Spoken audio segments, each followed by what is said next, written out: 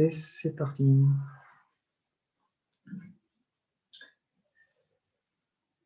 Ok, on va commencer par une petite préparation toute tranquille. Donc vous écartez les pieds de la largeur du bassin.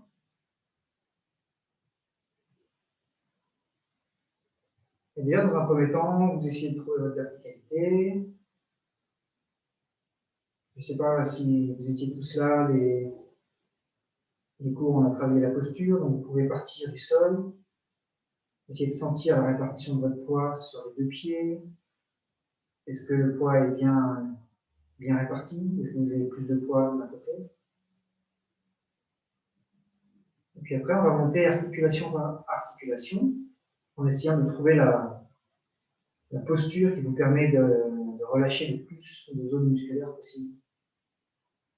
Donc vous pouvez voyager un petit peu juste en bougeant les chevilles, d'avant en arrière par exemple. Essayez de sentir, quand vous vous penchez en avant, quels sont les muscles qui se contractent pour vous empêcher de tomber, de vous mettre en déséquilibre. Et puis vous revenez au point neutre, au point zéro. Et vous faites la même chose en arrière, juste avec la cheville. Ça fait le genou, le bassin, la nuque, les vertèbres. Les autres articulations ne bougent pas. C'est juste l'articulation de la cheville qui s'ouvre un petit peu ou se ferme un petit peu. Ça n'a pas besoin d'être des gros mouvements. C'est juste sentir ce que ça fait de sortir de votre axe et d'y revenir. Une fois que vous avez trouvé la posture qui vous paraît idéale au niveau des chevilles, vous faites la même chose avec les genoux. Vous pouvez plier les jambes vers l'avant et les étirer vers l'arrière.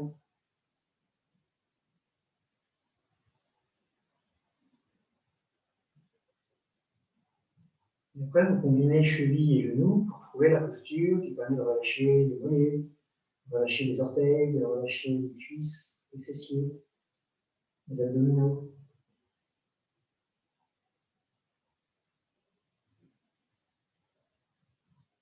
Et vous passez au bassin. Donc le bassin, vous pouvez basculer les jambes en rétroversion ou en antéversion, c'est-à-dire le coccyx vers l'avant ou vers l'arrière.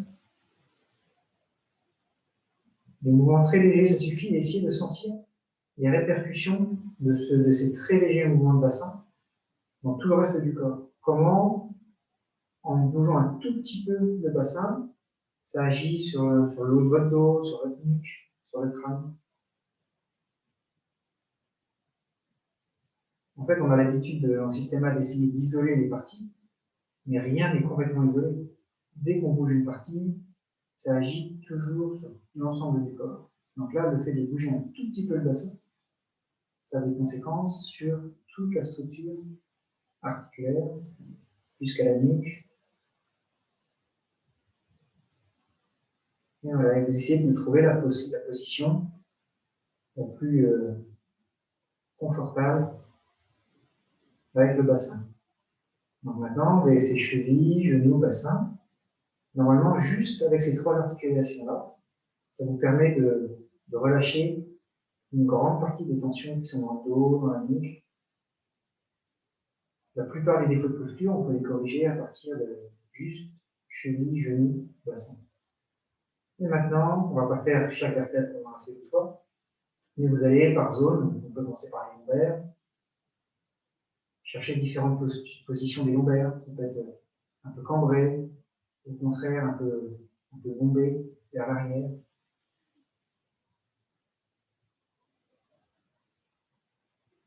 Vous explorez un petit peu différentes positions.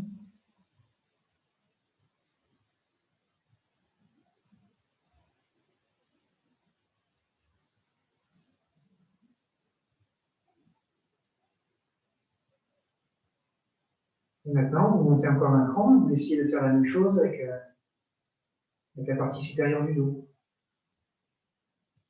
Donc, vous pouvez vous pencher un peu sur la gauche, pencher un peu sur la droite, ou vous voûter un petit peu. Essayez différentes postures et observez ce qui se passe dans votre corps, les tensions que ça crée ailleurs, les répercussions dans d'autres articulations. par exemple la nuque. Évidemment, si vous voûtez un peu le dos, ou si vous cambrez le dos, ça influe sur la nuque, la position de la tête.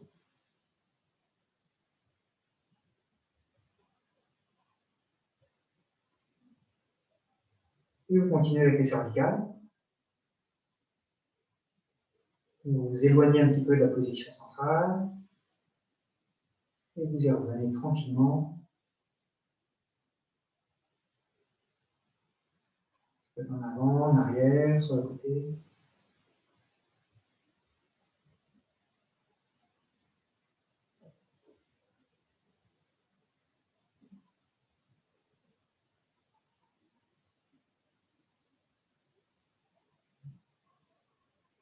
Maintenant, vous allez refaire tout ce parcours en accéléré, depuis le sol jusqu'au sommet du crâne. Vous essayez d'aligner toutes les articulations.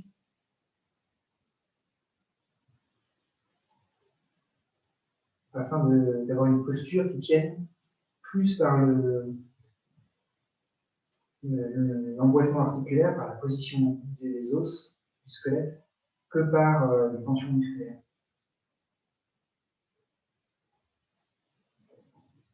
Essayez vraiment de travailler sur les os. Comment vous placez les os pour que les lignes de force se fassent sans les muscles. Il n'y a pas besoin de muscles pour maintenir les choses en place, ou en tout cas le moins possible.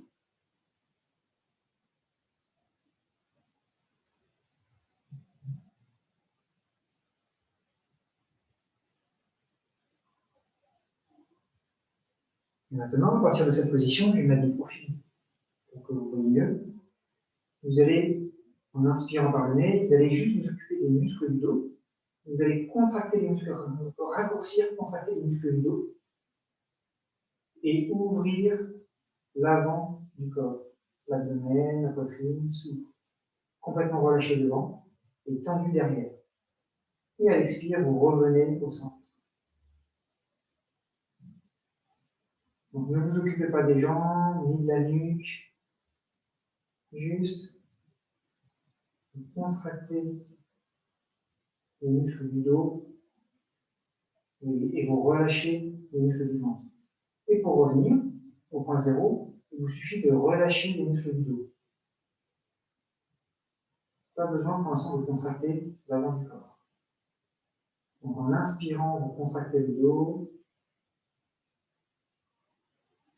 Et en expirant, vous relâchez le dos. Très tranquillement, très lentement.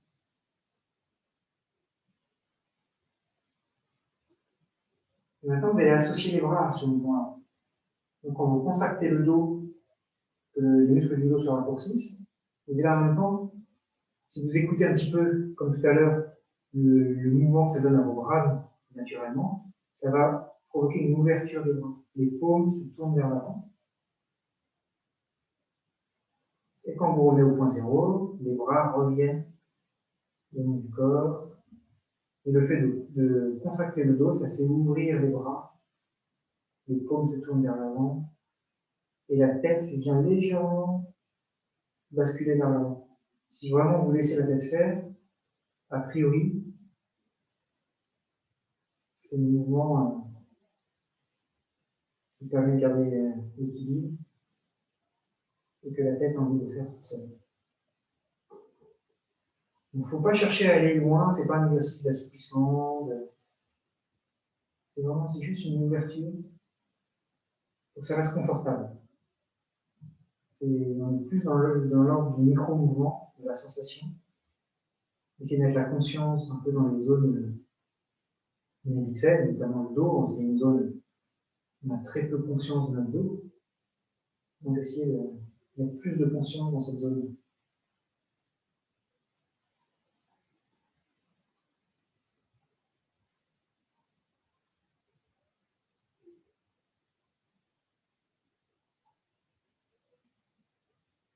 Donc en inspirant, le dos se contracte, la poitrine et le ventre s'ouvrent, la tête, le menton bascule légèrement en avant, et les bras s'ouvrent. Et vous revenez en relâchant les muscles du dos. Une dernière fois. très lentement. Le poids de la tête tombe un peu devant. Et vous revenez. Maintenant, on va faire le mouvement inverse. C'est-à-dire qu'au lieu de vous occuper de votre dos, vous allez vous occuper de la face antérieure du corps. Donc en expirant, par exemple, on va inverser, mais c'est pas très grave. En expirant, vous allez contracter les pectoraux, le ventre, et du coup raccourcir la face antérieure du tout. Le dos est complètement relâché. Et en inspirant, vous revenez. Si vous voulez faire l'inverse au niveau respiration, vous faites comme vous voulez.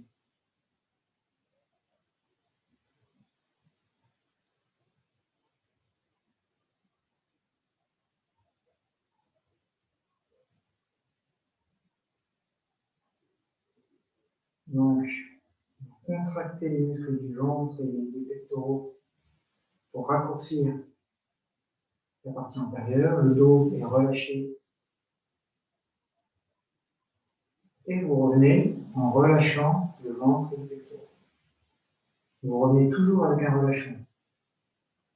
Ce n'est pas en contractant le dos que vous revenez, mais en relâchant le ventre et les pectoraux.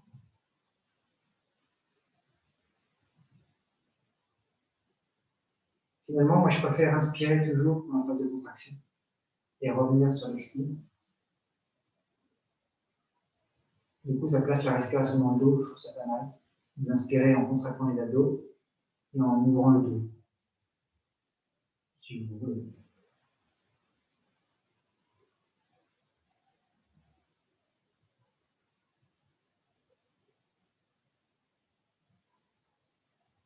Essayez vraiment de relâcher le dos, les lombaires.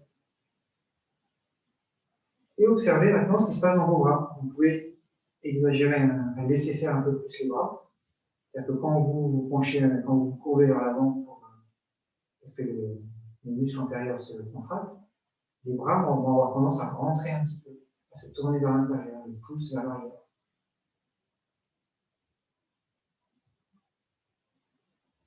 Et la tête, au contraire, va avoir tendance à légèrement basculer vers l'avant, vers l'arrière, excusez-moi. Et vous revenez toujours en relâchant les muscles antérieurs. Donc le dos est tout le temps relâché. Et le ventre se contracte sur la première phase et se relâche pour revenir.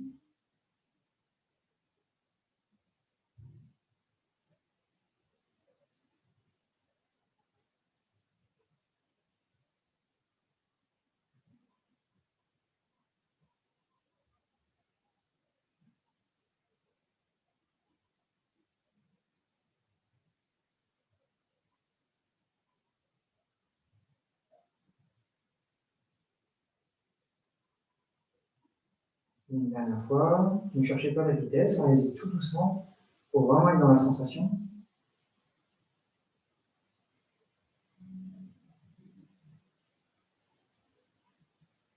L'idée, c'est de sentir ce qui se passe dans le reste du corps quand vous contractez une partie. Maintenant, on va essayer de relier les deux. Donc, par exemple, en inspirant par le nez, je vais contracter le dos, cambrer le dos, comme si je voulais rapprocher mes épaules de mes fesses. La tête bascule en avant, les bras s'ouvrent. Et je reviens au point zéro en expirant, en relâchant mon dos. Quand j'arrive au point zéro, je contracte l'avant du corps, les bras rentrent vers l'intérieur, la tête bascule vers l'arrière. Et tout doucement, et pour revenir, vous relâchez les muscles antérieurs. Et vous basculez comme ça d'un côté à l'autre. Il y a toujours une face du corps qui se tend, et une face et l'autre face est complètement détendue. Et quand vous revenez au centre, les deux sont détendus.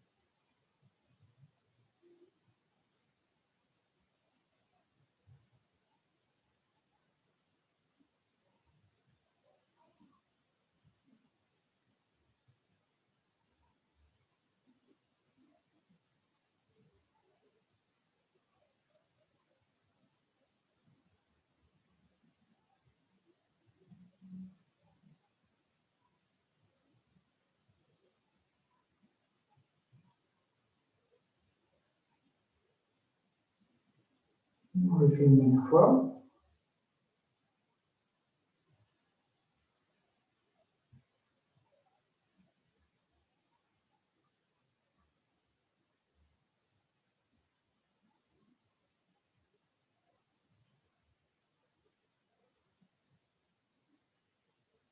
Ok.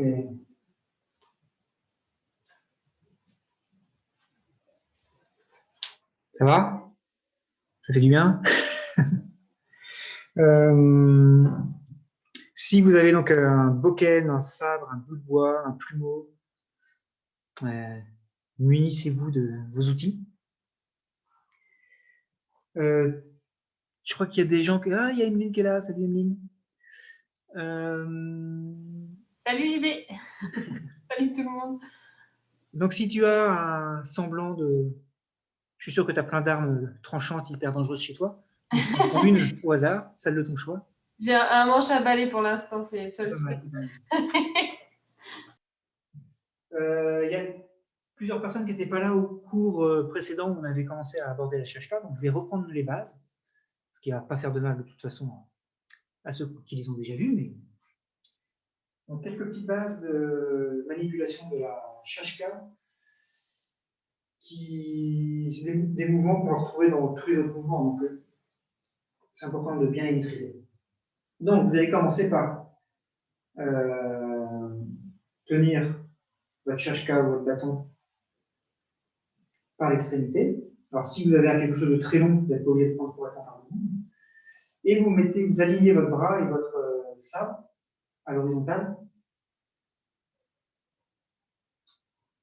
Faites gaffe au lustre, vous ne mettez pas juste en dessous d'un lustre. Et sans bouger ni mon épaule, ni mon coude, je vais juste faire un mouvement de poignet et ramener le sabre à mon épaule. Donc, mon bras ne bouge pas. C'est un exercice pour étirer le poignet, en fait. Quand je suis ici, j'aligne mon poignet avec le sabre, du coup, j'étire mon poignet. Et juste un mouvement de bascule où j'envoie la pointe de mon sabre vers le haut, puis vers l'arrière. Et du coup, je tiens mon sabre entre le pouce et l'index. Vous voyez, je ne peux pas faire ce mouvement-là si je tiens fermement le sabre. Je suis obligé de lâcher les doigts, sauf le pouce et l'index, qui maintiennent, voilà, qui maintiennent le contact. Donc ici, mes doigts sont toujours en contact avec le sabre, toujours, et ici, je vais être obligé de lâcher un petit peu. Voilà. J'ai toujours le contact, hein, bien sûr, mais c'est surtout le pouce et l'index qui tiennent le bâton. Le sabre. Pour revenir dans la position sabre devant, je vais utiliser par contre notamment les deux derniers doigts, le petit doigt et le clair, pour basculer comme ça. Vous voyez, je ne sais pas si vous voyez bien l'image, mais les deux derniers doigts, ou tous les doigts si vous voulez, en tout cas les doigts viennent exercer une pression. En fait, ça fait un effet levier. On a un point fixe, comme le pouce, et j'ai un effet levier ici, je viens appuyer pour faire basculer ça. Donc juste ce mouvement-là, de bascule, pour échauffer le poignet, échauffer-le bien ici, et hop, le poignet qui revient en arrière. On va avoir beaucoup besoin d'avoir un poignet souple et fort pour la Shashka. Donc c'est un exercice de préparation du poignet. Ok, à partir de là, vous allez venir plier le bras pour que votre main soit à peu près à la hauteur du biceps, le sabre vertical, et donc je vais faire quasiment le même mouvement, c'est-à-dire que je vais laisser la pointe du sabre tomber vers l'arrière. Quand je suis ici, pointe vers le bas, je décolle un peu mon coude pour faire passer la pointe vers l'avant. Si je le fais rapidement, ça fait ça. Donc, ce qui est important, je pars le sabre vertical, je laisse tomber, hop, en arrière et je récupère devant.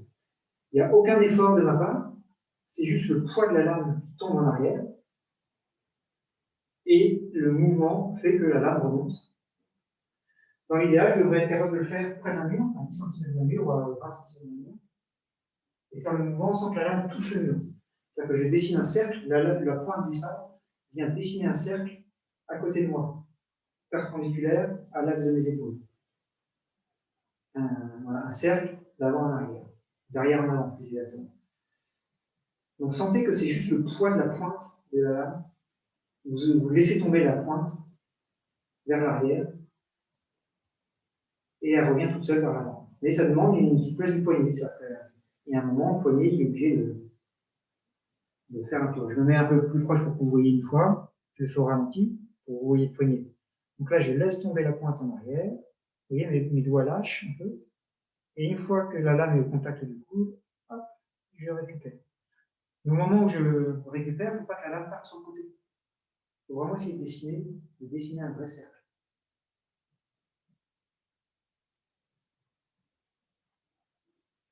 Ça va? Ça va à peu près? Là, essaye, Benjamin, si tu peux, de moins bouger le bras, moins bouger coude, voilà ça.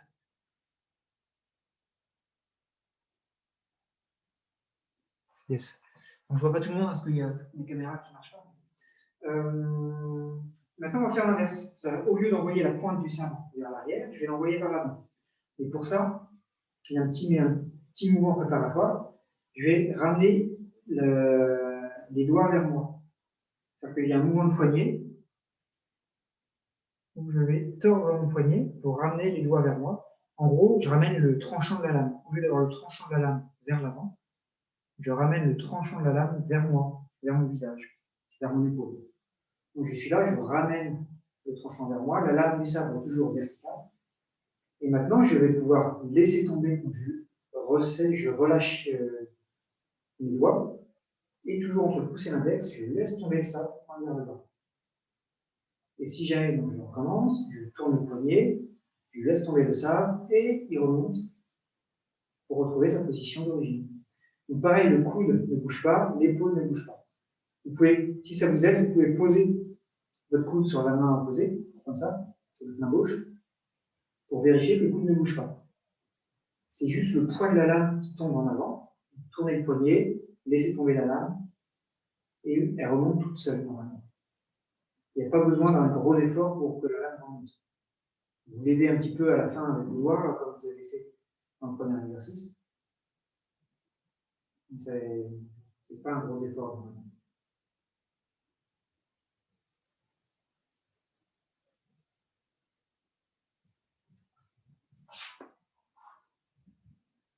Alors, je regarde un petit peu.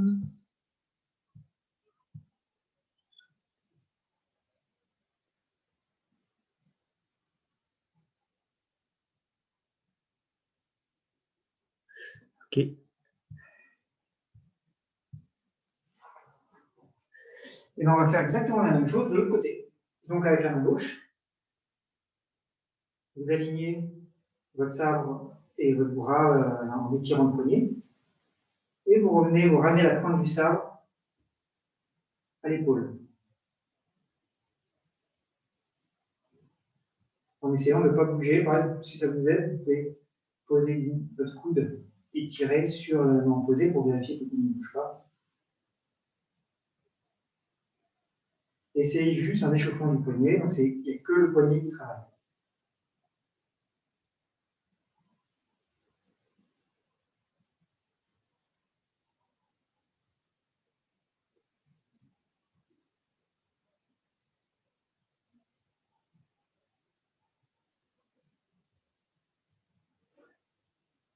Ok, maintenant vous allez plier le bras comme tout à l'heure, main à peu près à l'auteur du biceps. Et pareil, vous laissez tomber la pointe du sabre en arrière, et vous la récupérez devant.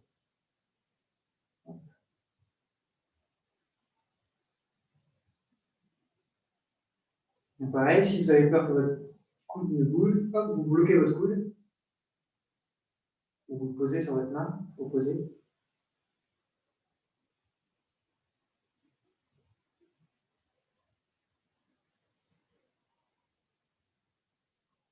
Pour éviter que ça fasse des choses comme ça. Le bras, on pourra le faire peut-être plus tard, mais pour l'instant, c'est juste le poignet. On essaie de garder le sabre proche de soi. C'est juste le poignet qui travaille. Et dans l'autre sens, vous vous souvenez, on commence par le mouvement du poignet. Je tourne la lame vers moi, le tranchant vers moi, mon poignet se tourne vers l'intérieur. Et à partir de là, je laisse tomber la lame devant. Donc cette fois-ci, le poids du sabre tombe devant et non pas vers l'arrière comme avant. Donc, première étape, le poignet qui se tourne, la lame est toujours verticale, et maintenant seulement, vous laissez tomber la lame.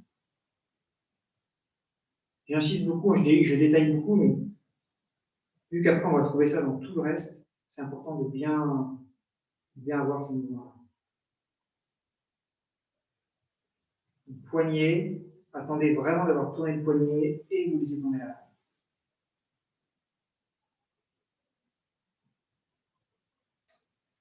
Ok, est-ce que ça va pour tout le monde? Si vous avez des questions, n'hésitez pas, soit à allumer vos micros, soit à poser des questions, surtout de discussion. Sinon, je continue. Donc, petite technique de changement de main. Vous allez tenir donc la lame verticale devant vous, et vous allez venir poser l'autre main, paume vers le sol, et venir poser la main qui est horizontale contre le sabre et contre le pouce qui tient le sabre. Et là, je vais juste faire basculer le sabre. Si je le fais au ralenti, regardez une fois, je fais basculer le poids du sabre. Ma main ici, qui est horizontale ne bouge pas. Là, elle va venir saisir entre le pouce et l'index. Bon, après, vous n'avez pas de cherche-cas, mais je laisse glisser. Hop, vous voyez, il y a un petit pour clac, venir se coincer contre la poignée. Donc, vous venez en gros, vous avez la main qui tient, l'autre main vient se poser paume vers le sol sur le pouce, et vous laissez basculer le bâton, ou le sabre. Et vous vous retrouvez dans la position symétrique. Et vous faites la même chose de l'autre côté. Donc pareil, vous ne devez pas lancer le bâton ou quoi que ce soit. C'est le poids du bâton qui tombe.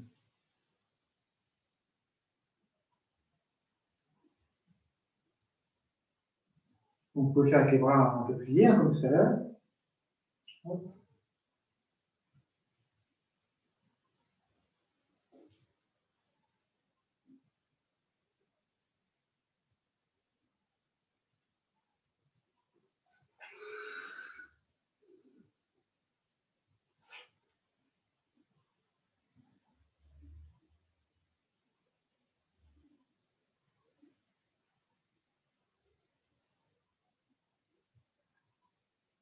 Alors, il y a un truc, c'est parce que vous n'avez pas de ça, vous n'avez pas forcément les repères. Mais souvent, quand on fait ça, bah, vous vous retrouvez avec la main qui n'est pas au même endroit, elle est plus haute. Vous voyez, là, j'ai la main complètement sur la lame. Donc, ce qu'il faut faire, bah, c'est que quand vous êtes ici, avant que la lame remonte, vous laissez légèrement glisser. C'est ce que je montrais tout à l'heure. Vous laissez glisser de quelques centimètres. Mais bon, c'est pas très grave, mais c'est juste que vous êtes obligé, après, votre main se déplace le long du bâton. Voilà. Et bon, pour l'instant, c'est un détail.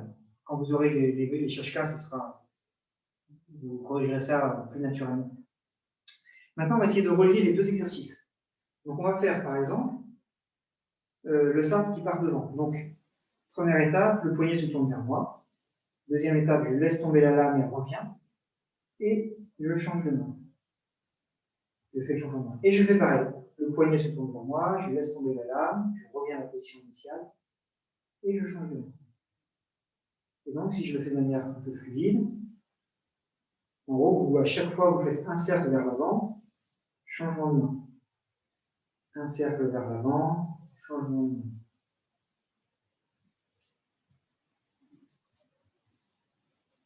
La vidéo est vraiment de mauvaise qualité, je ne vais pas voir grand-chose dans le mouvement de mon sabre.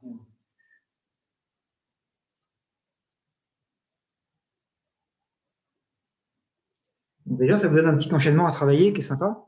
Qui est pas pas tellement bit de JP qu'on voit à peine la lame, quoi. Bah, je sais, c'est surtout que la vidéo elle est de mauvaise qualité et que tu sais, c'est un peu flou, quoi. Oui, non, ça, on comprend quand même, il n'y a pas de souci. Tu veux que je le fasse un peu vraiment au ralenti? Non, je disais ça pour déconner, ça fait un peu Ah, Matrix, d'accord. quoi. On a Ah l'impression que oui, ça va super vite, quoi. Mais non, on voit bien quand même, hein, pas d'accord. de souci. J'essaie de corriger ce point de vidéo.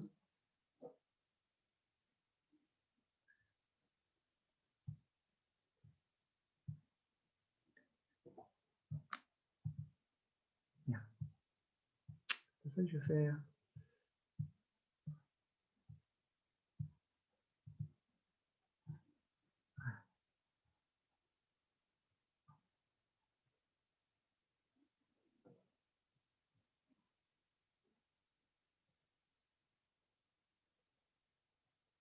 Putain, Benjamin, depuis le moment où je te regardais, quoi. Putain.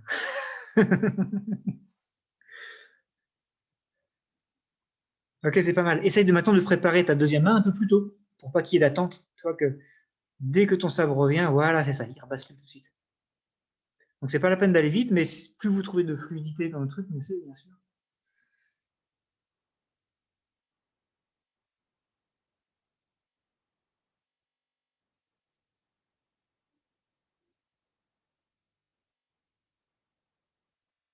Bon, Pascal, t'es pas très crédible avec ton plus beau, mais...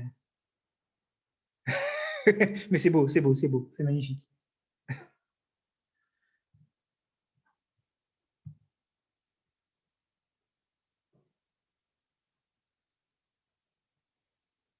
Pareil, Solène, tu peux préparer ta deuxième main un petit peu plus tôt. Tu peux préparer ta deuxième main un peu plus tôt, comme ça, il n'y aura pas d'attente, tu vois, entre les deux mouvements.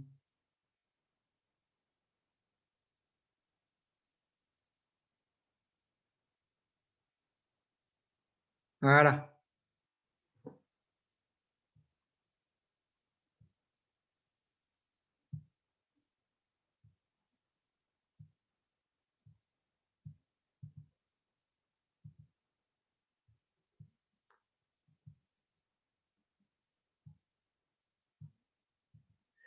Ok. Et bien sûr, on peut faire, je trouve ça moins naturel, mais on peut faire l'inverse. C'est-à-dire faire la même chose avec la lame qui passe derrière. Hop. Au lieu d'envoyer la lame devant, vous envoyez la lame derrière et vous changez de main.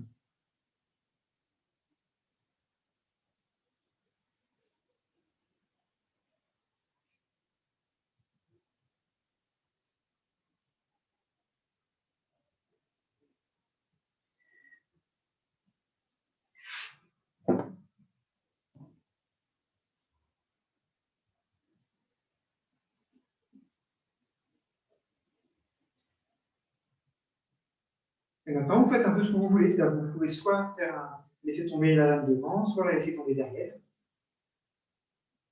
Et puis changer de main. Juste pour s'habituer un petit peu.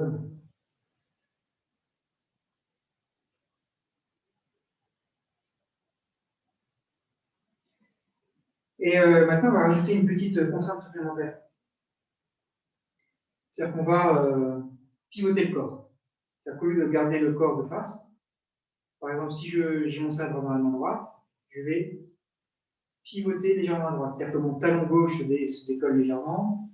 Si je vous montre mon mouvement de jambe, ça fait ça, ça, ça. Donc voilà, quand je fais mon mouvement de main, c'est lié à un mouvement de jambe. Je vais essayer de vous montrer. Si je tourne dans l'image, j'enlève mes chaussettes pour que vous voyez mieux mes pieds. Et donc, je me tourne par exemple à droite. Je n'essaie de pas casser le miroir derrière moi. Là, je suis de face. Je tourne à droite. Clac. Je pivote. Je tourne à gauche.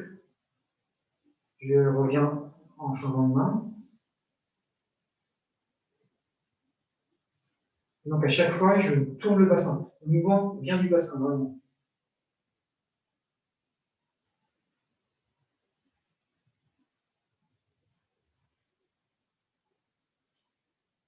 Mais à chaque fois, je suis orienté à 45 degrés.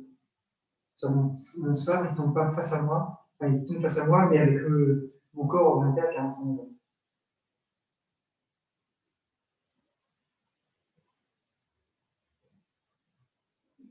Déjà, ça complique un peu l'histoire, mais pareil, c'est indispensable pour tout le reste. Là, avec tout ce qu'on a fait depuis le début du cours, c'est les bases indispensables pour faire tout le reste. Le fait que le mouvement vienne du bassin, c'est hyper important. Et ces histoires de poignées qui tournent et de changement de main, ça nous donne déjà un vocabulaire.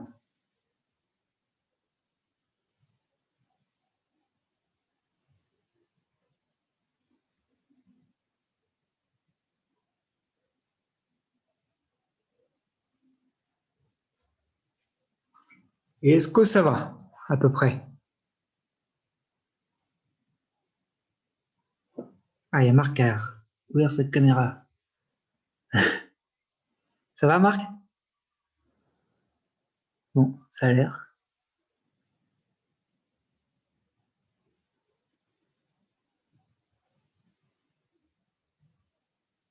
Ok. Donc, un autre mouvement important, qui est la base aussi de toute notre famille de mouvements, on va peut-être poser un peu les bâtons, on dit ça. On va reprendre un peu cette histoire de travail de jambes. Enfin, c'est surtout le bassin, en fait. Donc, si je suis de face, je vais venir envoyer mon bassin d'un côté et de l'autre, mais ce qui est important, c'est de ne pas déplacer son centre de gravité. C'est-à-dire que je ne dois pas mettre mon poids d'un côté, puis mon poids de l'autre. C'est pas ça. L'exercice, c'est juste, c'est sur place. C'est comme si j'étais embroché. Je suis embroché, il y a mon axe qui passe par le sommet du crâne et par mon périnée, clac, et ça bouge pas. Et c'est juste, je tourne, genre je bascule mon bassin d'un côté ou de l'autre autour de cet axe-là. Mais il n'y a pas un transfert à gauche ou à droite, c'est pas ça. C'est vraiment sur place et c'est mon bassin. Et on va laisser les bras se relâcher. Donc faites attention à ne pas trop vous déporter sur votre gauche ou votre droite. Et pensez vraiment à votre bassin. Il n'y a pas tellement de notion de pousser dans le sol, tout ça. C'est le bassin qui pilote. Et le reste du corps suit, les bras sont relâchés. Donc ça peut devenir des frappes.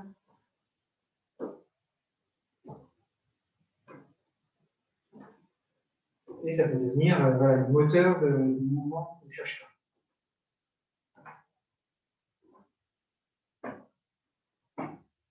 Vous pouvez en profiter pour vous masser un peu. Une main qui vient taper dans le dos, une main qui vient taper sous la clavicule. Mais toujours concentrez-vous sur le mouvement du bassin et le fait de ne pas déporter votre poids à droite ou à gauche. Vous êtes toujours centré. Et le regard toujours devant.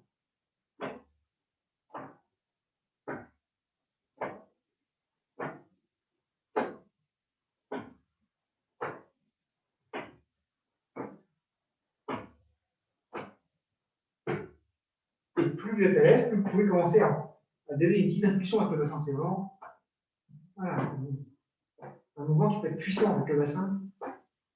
Toute l'énergie de votre corps est concentrée dans le bassin.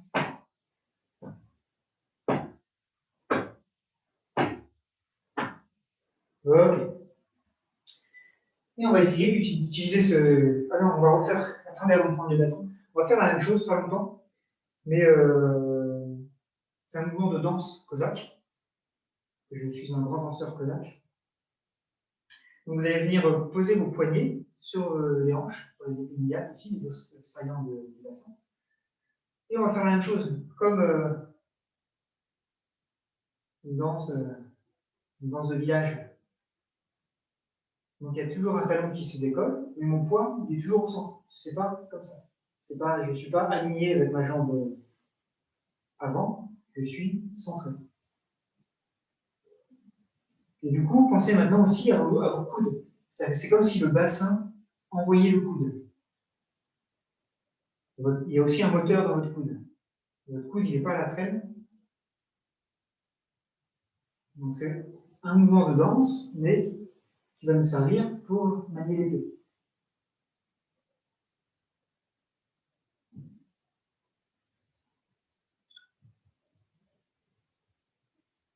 Mais qui pourrait aussi être utilisé martialement pour dévier un coup, donner un coup de coude.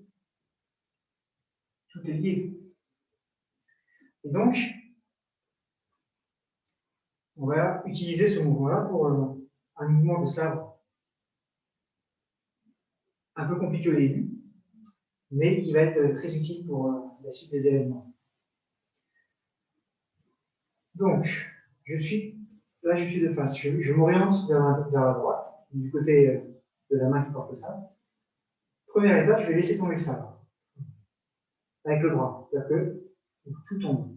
Donc là, la longueur du sabre, elle est étudiée pour ça. est étudié pour quand vous êtes le bras vers le bas, le bras qui pend.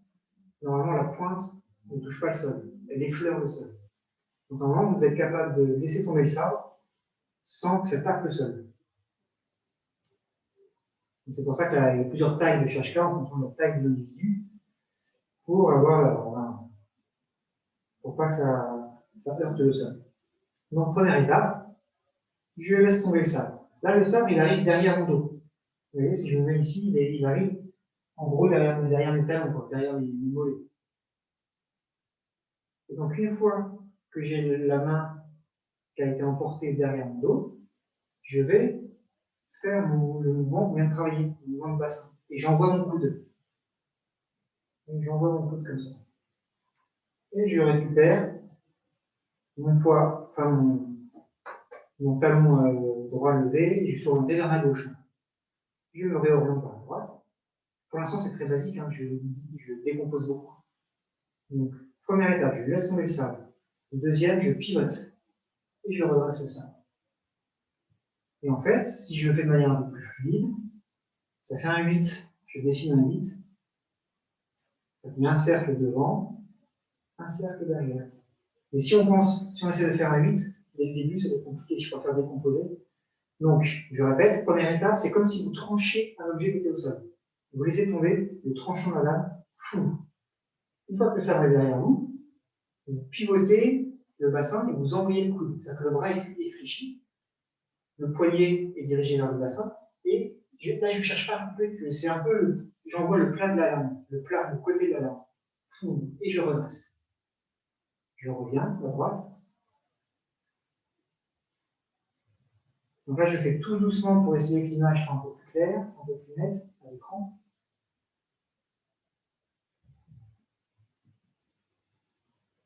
Je tranche. En fait, au moment où je tranche, où j'envoie le sabre en bas, c'est à 45 degrés. Donc du coup, si j'étais de face, la lame, elle serait pas derrière moi, elle serait sur le côté. Elle serait derrière, mais sur le côté. Hein, le fait d'être en diagonale, le sabre, il se retrouve derrière mon dos. Il se retrouve entre mes talons, quoi. Entre mes deux mollets. Et du coup, quand je pivote le bassin, ça a un effet levier un petit peu sur mon corps. Ça projette la lame du sabre. Et donc avec l'expérience, on peut mettre un peu de vitesse et de puissance dans ce mouvement du bassin. Et vous voyez les pieds, j'essaie de me reculer un peu. Les pieds, pareil, ils sont mobiles. Donc le corps passe son temps à pivoter vers la droite et vers la gauche. Et mon bras, la pointe du sabre vient dessiner des 8. Le sabre, il est complètement libre, c'est-à-dire que je ne suis pas en train de le saisir fortement. Je pourrais le saisir que entre le pouce et l'index, ça serait pareil. Les autres doigts, ils sont juste là pour le stabiliser un petit peu, mais je ne serre pas du tout le sabre.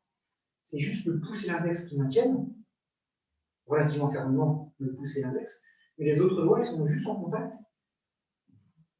pour pas que, pour que le sabre reste un petit peu stable. Alors si le mouvement des pieds c'est trop compliqué pour l'instant, vous pouvez très bien pivoter sur place sans bouger les pieds. C'est-à-dire que je tourne le bassin sans bouger les pieds. Vous aurez peut-être une amplitude un peu moins grande, ça sera peut-être un peu moins confortable pour les articulations des genoux. En fait, on soulève les pieds, c'est pour soulager le genou. Hein. Mais si au départ c'est trop compliqué, vous laissez les pieds à plat, et déjà, le mouvement est déjà, avant de le maîtriser, j'ai passé un peu de temps. Et on va faire la même chose de l'autre côté. Non, on va plutôt continuer du même côté pour l'instant, mais je vais rajouter des étapes. En tout, il y a 4. Dans le mouvement de base, il y a 4 étapes. Là, on a vu la première. Non, on a vu les 2 premières.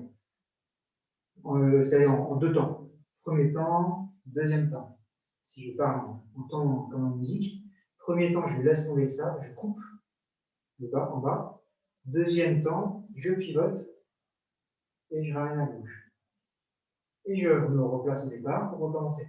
1, 2, 1, 2, 1, 2, 1, je coupe, 2, je pivote. 1, je coupe, 2, je pivote. 1, je coupe, 2, je pivote. Mais à chaque fois que je coupe, c'est en diagonale vers, pour passer derrière mon dos. 1, 2, 1, 2. Le poignet doit être assez proche du corps. N'éloignez pas, c'est pas des grands cercles comme ça avec le bras étendu. Ici, quand je pivote, le poignet est quasiment au contact avec les côtes, avec le bassin. Et parce que je plie le coude. Clac. Donc essayez de garder le poignet, ne vous éloignez pas trop du corps. Le sabre doit rester proche du corps. C'est pas bras tendu. Le bras n'est jamais tendu complètement.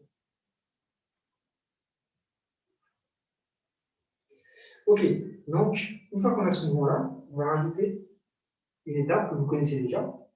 Donc je vous rappelle, je ne suis pas de face, je m'oriente légèrement à droite. Et on va faire le cercle vers l'avant. Donc le poignet se tourne vers moi, je fais un cercle vers l'avant, et maintenant je coupe et je fais mon 8. Donc je le fais tout doucement.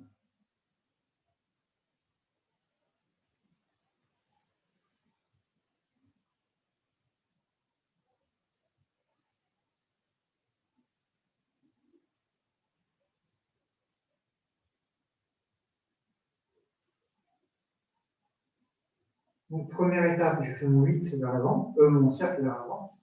Clac. Deuxième, je coupe. Troisième, je pivote. Et je reviens. 1, le cercle. 2, je coupe. 3, je pivote. 1, 2, 3.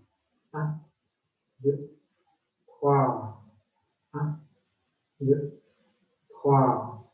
1, 2, 3. 1, 2, 3.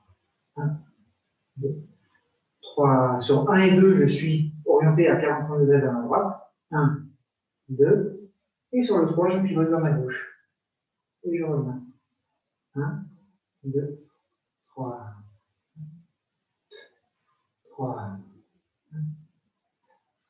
3.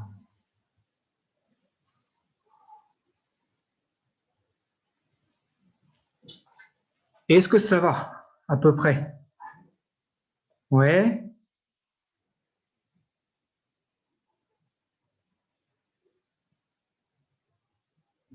On essaie de faire ça à gauche?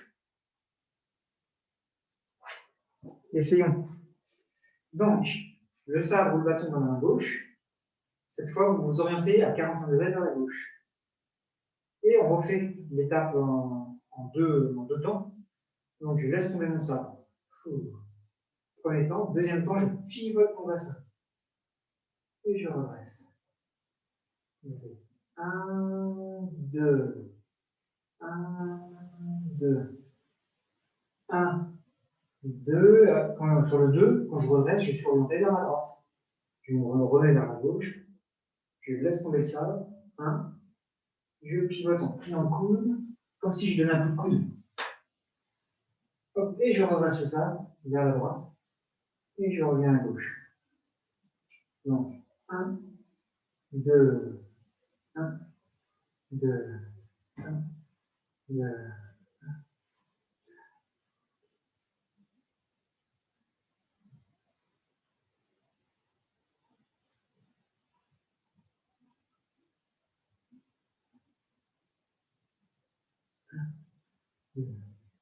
Un, vous coupez, 2, vous pivotez, vous revenez. Quand je coupe, je laisse tomber mon sabre avec la main gauche, le sabre arrive derrière mes jambes. Et maintenant, je pivote le corps. Et c'est comme si je venais de frapper avec le plat de la lame devant moi. Pac. Et je redresse le sabre.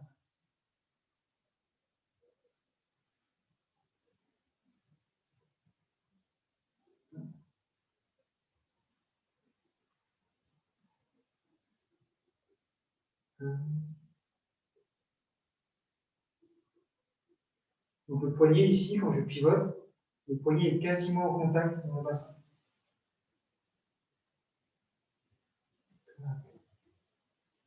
Je fais au ralenti pour que vous voyez bien, je laisse tomber le sein. Je pivote et j'envoie mon coude où la pointe de la lame se redresse. Et je recommence. Pareil, tenez votre sabre entre le pouce et l'index surtout. Les autres doigts sont juste là pour stabiliser. Ils ne sont pas crispés sur le sabre. Le sabre doit être un petit peu libre dans votre main. Ce n'est pas figé. Et maintenant, on rajoute le cercle vers l'avant. Donc, première étape, je suis tourné vers la gauche. Je tourne le poignet vers moi, la lame vers moi. Je laisse tomber le sabre et je coupe. Je pivote. 1, 2, 3. 1, je fais le cercle. 2, je coupe. 3, je pivote. 1, je fais le cercle. 2, je coupe. 3, je pivote. Cercle, coupe, pivote. Cercle, coupe, pivote. Sur les deux premiers, le coude est contre le corps. Donc quand vous faites le cercle, le coude est contre le corps. Quand vous coupez, le bras reste contre le corps. Et 3, vous décollez un peu le coude pour venir tourner.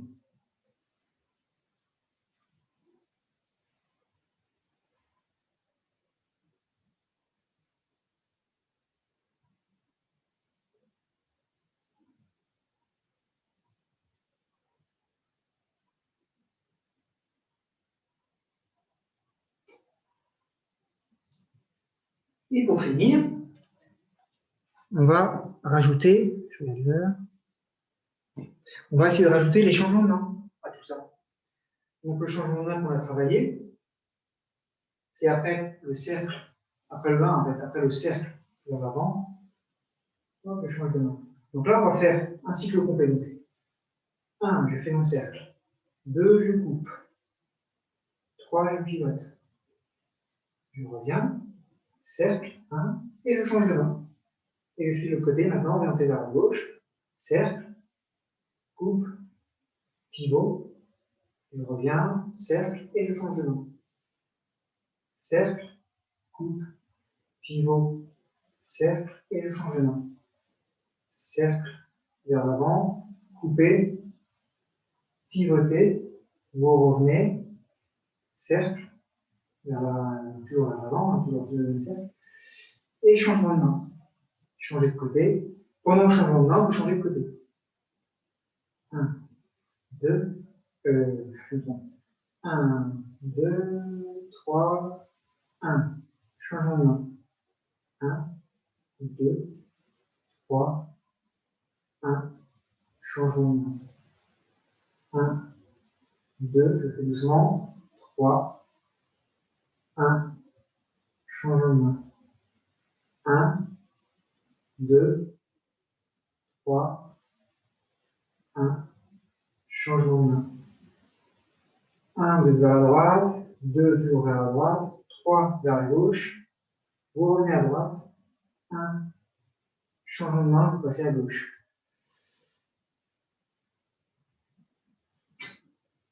Oh, je dis.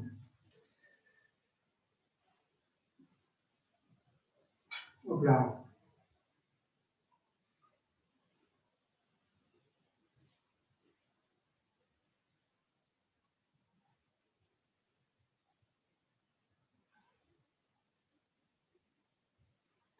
Après, vous n'êtes pas obligé de changer à chaque fois. Vous pouvez en faire 3, 4, 5 d'un côté. Et à un moment, quand vous faites le cercle vers l'avant, vous savez qu'après, hop, vous changez la main. Pendant que vous faites un cercle, votre autre main se prépare, paume vers le sol, et vous venez poser votre sabre dessus. Comme ça, vous posez dessus, et quand vous laissez basculer la lame,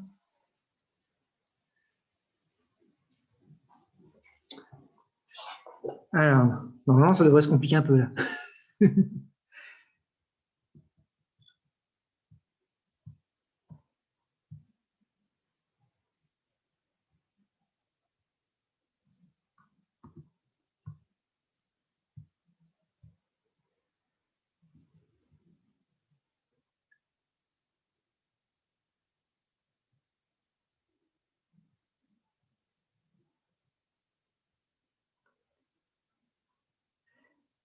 Benjamin, je pense que tu peux essayer de plus pivoter au départ. Et ouais, être vraiment en diagonale. Ouais. Alors, il y a il y a un petit effet. Non, mais c'est pas mal. Il y a un petit effet.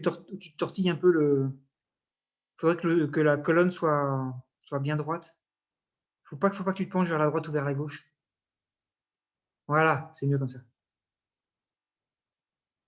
Tu pivotes à droite, à gauche, mais tu ne dois pas te tordre. Alors.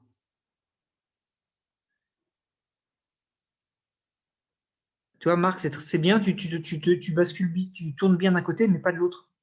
Non, non, non. Vas-y, refais avec la main droite. Tu vois, là, tu n'es pas assez orienté vers ta droite, je pense. Enfin, je vois pas tes pieds, voilà, c'est ça. Vas-y, essaye comme ça, voilà. Voilà. Et maintenant, tu pivotes vers la gauche. Ouais. Et là, tu vois, là, mets-toi vraiment à droite quand tu fais ton cercle à droite, il faut vraiment que tu sois à droite. Voilà. Et maintenant, tu vas à gauche. Et tu reviens à droite. Voilà. Et maintenant à gauche. Super. Alors, Pascal, essaie de ne pas transférer ton poids d'une jambe à l'autre. Je vois mal, hein, donc je ne sais pas, mais c'est l'impression que j'ai. Essaie de garder ton poids toujours au milieu. Voilà, c'est mieux. Clac. Laisse tomber, coupe. Voilà. Et fais un cercle. Voilà, c'est ça.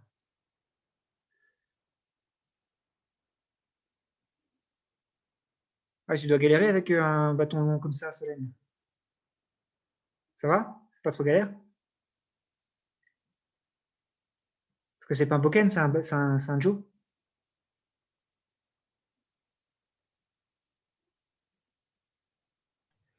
C'est un Pokken? Ouais. Ah ouais? Ouais, c'est un Boken, mais c'est vrai qu'il. Bah, enfin, de toute façon, c'est sûr que c'est trop long.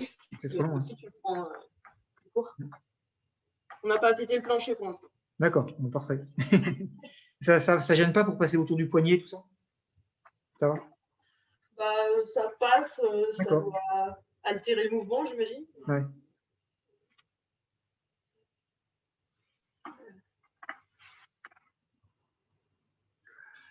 Ouais.